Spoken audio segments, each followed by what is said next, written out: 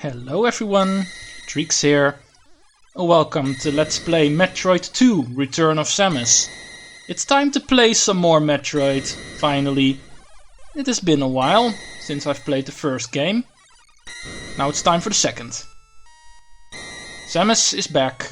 After the events of the first Metroid game, where the Galactic Federation has found out that Metroids are a pretty big threat for the universe, and they have now decided, yeah, it's better that Metroids disappear entirely. It's time for a genocide. Let's get rid of all of them. So, the Galactic Federation sends a team to the home planet of SR388, where the Metroids originally come from, where the pirates found them and tried to make weapons out of them. But no word has come from that team since they are gone. So, big problems is what the Federation then thought. We need someone we can trust. We need a bounty hunter, the most skilled warrior in the universe. That's of course Samus Aran. The hero of the first game is once again tasked in getting rid of Metroids. Only this time it's not just the Metroids in the possession of the space pirates. This time it's the Metroids on their home planet. Bigger mission. More scary mission. But that's what we're doing here. Metroid 2 was released on the Game Boy in 1991, game by Nintendo, as you can see. It was therefore originally in black and white, but I have been able to get my hands on a color version.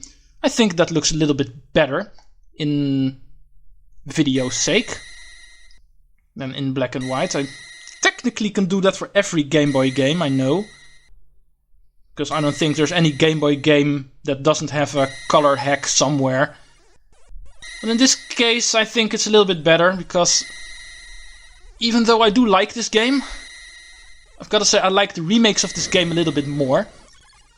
Black and white in this game doesn't really suit this game too well. Didn't matter too much back in the day. But I think the way this game works in all the underground areas and the ruins setting and everything, it's supposed to be dark and everything, kind of like a horror kind of setting, and it works better if it's colored in a little bit. So I made a decision to do the color version, even though it is officially a hack, I know. But I do own the original game, so I kind of feel that I have the right to do so. If Nintendo doesn't trust me, they can come visit me. I have the copy of the game. I've bought it fair and square, twice even, if you count Samus Returns, the remake of the 3DS. But alright, we have seen enough of the title screen for now. And we've heard enough of the story for now. It is not necessary to tell the game story if the game tells it on its own, but it doesn't do in this case, so I kind of feel forced to do it on my own. It's quite simple. Let's get started. And I'll try to tell here some things here and there when necessary. Right, we start off being dropped off on the surface of the planet. You can go into your ship to heal yourself, but I'm already full health, so it's not really necessary. But it is possible, just to remember. And the volume is very, very low, so let me adjust that quickly for myself on my headset. Yeah, that's better. Couldn't hear a thing.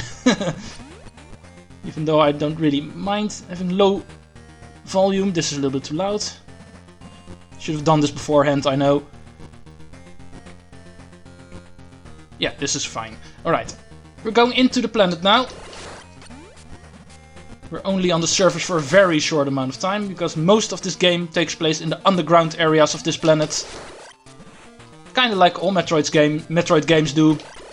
They're supposed to be played in caves, for the most part. The scariest creatures are always found underground. And that's where the Metroids live, underground. Right, this first area of the game is kind of a tutorial session, sort of say, to teach you things, like giving you this small pathway, teaching you that you need the morph ball to go through. Press down twice to go into morph ball mode. We know that from the first game. Jump with A, of course. and shoot with B. Ow, that apparently hurts. Crack blocks you can shoot, so you can pass through. And just platform your way across this section. That little thing was a missile. As you can see in the bottom part of the screen, we started the game with 30 missiles, unlike the first Metroid game, where we started off with absolutely none. Actually get a few in this game to start off. And the purple balls that some enemies drop, those are the energy heals, just like in the first game. That is not changed. Right, let's talk about the color version of this for once. There are multiple of these, I know. There's not one colored-in version of Metroid 2. There's multiple people who have made a colored-in version of this game. I've seen a couple of runs of this game myself, and nobody was really clear on the fact that what they are playing, what I'm playing right now, is not officially released. You can technically put the Game Boy cartridge of Metroid 2 into a Game Boy player for the GameCube and do some colorization through that. But that's just using the colors that the official Game Boy uses, so it's limited a little bit. But there are some hacks here and there present where people have been coloring in Game Boy games. Pretty fun aspect actually. You can really rediscover Game Boy games that way. Some of the games really have a different feel when they are in black and white or when they are in color. This game not excluded. But there's not one single colored-in version of multiple games, including this one. So you can say, if you find a color version of Metroid 2, it might look a little bit different than this one does, because, simply put, there are multiple color versions of this game, and any game in general. As long as it's originally black and white, like the Game Boy is. But this is not a Game Boy Color re-release of it. It was planned at first, but it did not make it through, so that was cancelled. Just a little heads up, so if you're playing this in color, it might look different on your end if you're having a different colored-in version. Right, what we're doing here, like I said, we're here to commit genocide on all the Metroids. Sounds a little bit cruel, to be honest, but they're dangerous creatures, they need to go. In the bottom right, we see 39. That's how many we need to destroy. And this is our first one. You can already recognize them, the jellyfish-like enemies we faced in the very end of the first game. This is where they live. Let me get my missiles ready. Press select to select your missiles. However, they do not stay the regular jellyfish as we know for long. No, on this planet, because of this being their home planet, they actually evolve, they mutate. This was an example of an alpha Metroid. Everything we've known so far from Metroids, I'll talk about this earthquake later. Everything we know about Metroids is that they were these jellyfish-like creatures that suck out energy from you. And this game we find out that was just their larval stage. They were just babies when we fight them in their jellyfish form. They actually grow up, kind of like insects do, in different phases. And the Alpha Metroid, the thing that this Metroid turned into, is one of the first phases. These ones are still pretty easy to take care of. 5 missiles and they're gone. Right, if we continue through that room, we find these things here. Take a look at these, because they're important. Find them throughout the entire game. This missile thing is a missile refill. As you can see, I'm back to 30 missiles again. And this, even more important, an energy refill. This completely heals you, no matter how low on energy you are. Those purple balls, or any other color they might have in a different colored-in version, or just, if it's in black and white, you can still recognize it as that energy ball. Is a full heal. Take a good. Keep your eyes peeled for that, because you're going to want to remember where they are. Right, now that we have destroyed our first Metroid, we can actually progress further into the game, into the caves of SR388. These things don't hurt, as you can see. This is just water. For the longest time I thought this also hurts you, because in the black and white version this doesn't look that different from the lava that we're going to face later. So I always try to jump over them. But apparently it's just water, so you don't get hurt by it. Dang it, black and white, for not being clear. It's not fair. Right now we need to go back. I had it left in an intersection I faced earlier. I forgot to show off the right end. But there was a right end. That's the way we couldn't have gone before, because lava would have been in the way. And that's where those earthquakes come in. Whenever you destroy all of the Metroids in an area, you can go over, or you can just go under with the morph ball to go over here. Whenever you destroy all the Metroids in an area, this first area had only one. Of course, they start off easy. Then the lava will subtract, allowing you access to the next area. We haven't seen the lava yet in this first area, but it would have been here, I think, in this room. Normally here there would be lava here, preventing you from going in deeper into the planet, forcing you to that other path and taking care of the Metroid. And only once you do, you can go through. I think this is where the lava actually is, but it's gone now because the Metroid was killed. Somehow the lava level in this planet is apparently connected to the life force of the Metroids. Don't know how that works. But it's video game logic. It's what the game uses to lock you out of areas you're not supposed to be in yet, forcing you to take care of all the Metroids before you continue. Let's try to kill some of these enemies. Not really necessary, but I'm just the kind of gamer who always likes to kill all of the enemies. I don't know if you've noticed in some of my other projects, if you've been watching those, but I'm always the kind of guy that's kill everything in a room, then continue. And sometimes it's even necessary because you can find health in them, or missiles if you're using them. Right, this is what lava looks like. In the black and white version it looks exactly the same as the water does, but with this colored inversion it's actually red. They bothered to make it red, so you know it hurts. You can go in them, it's not like it's instant death if you go in here. Just like any other Metroid, if you go in them, you start losing health quickly.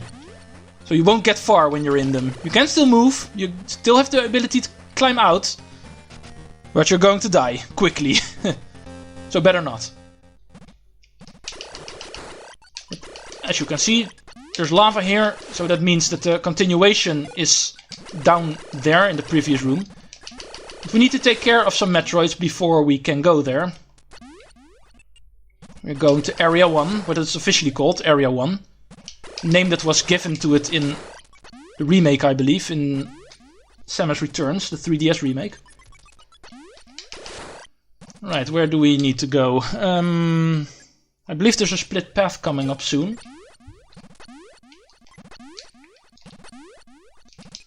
Oh. Ow. I'd like to take a moment here to say that I really, really like the improvement in controls that this game has.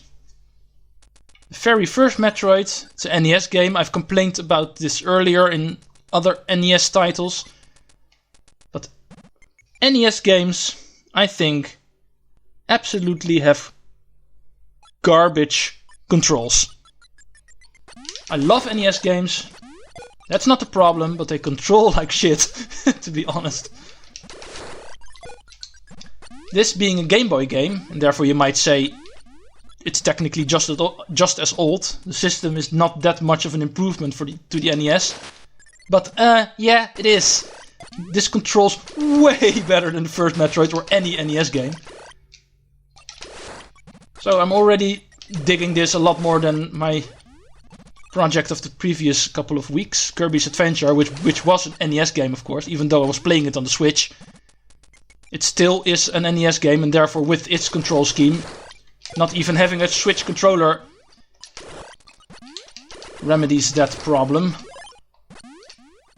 Right, we are in the first ruins now. This like planet Samus, where we were in the first game.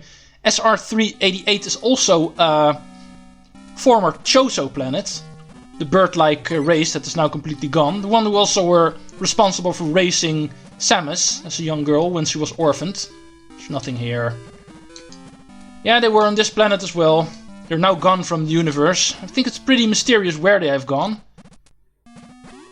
Maybe a story for a later Metroid game.